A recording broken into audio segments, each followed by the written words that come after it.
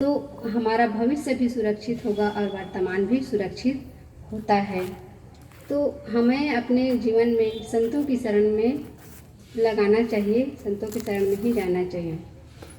अपने जीवन में हम किसी को अगर चोट पहुंचाने की सोचते हैं तो वही हमें वापस चोट ही मिलता है। तो दुख देने वाला कभी सुखी नहीं हो सकता, लेकिन जो दुख भोगता है वह भविष्य में सुखी हो सकता है। सदगुरु कबीर साहब जी कहते हैं, दो व्यक्ति थे, तो दोनों आपस में ही रहते थे। एक निर्धन व्यक्ति और एक धनी व्यक्ति।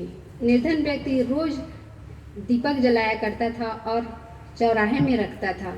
चौराहे में आने जाने वाले लोगों को अंधेला होती थी तो वह प्रकाश के लिए चौराहे में रखता था दीपक को।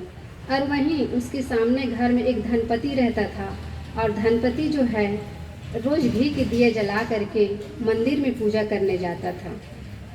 कई वर्ष ऐसे ही बीत गए और दोनों की मृत्यु हो जाती है।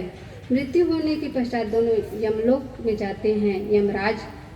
यमलोक में उनको स्थान दिया जाता है कि जो निर्धन व्यक्ति था, तेल के दिए जलाता था, उसको उच्च कोटि की स्थान मिलती है, और जो धनपति था, घी के दिए जलाता था, उसको निम्न कोटि की स्थान मिलती है।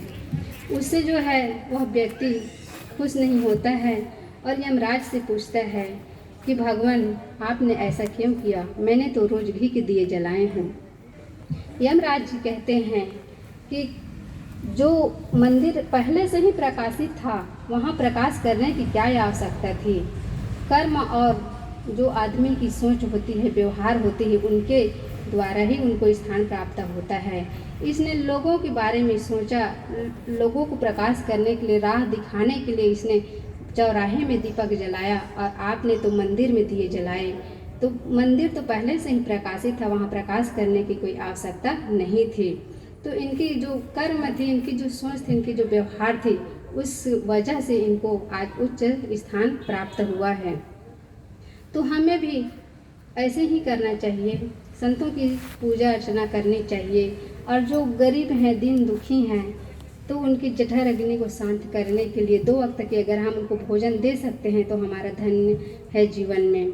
लेकिन हम मंदिरों में जाते हैं और पैसे चढ़ा जाते हैं, पत्थरों की मूर्ति बनी होती है, वहाँ पर एक श्रद्धा होती है, हमें श्रद्धा को नहीं ठुकराना चाहिए। लेकिन जहाँ तक हो सके इससे हमारा कल्याण नहीं हो सकता है, शांति हमें नहीं मिल सकती है। तो हमें गरीब दीन दुखियों की सेवा करनी चाहिए और अपने आपको भी मतलब सेवा का अवसर देना चाहिए।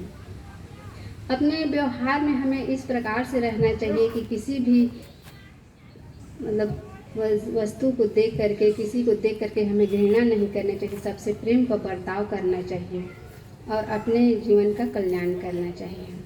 समर्थ में ही झुकने की ताकत होती है और व्यवहार में ही झुकने की ताकत होती है।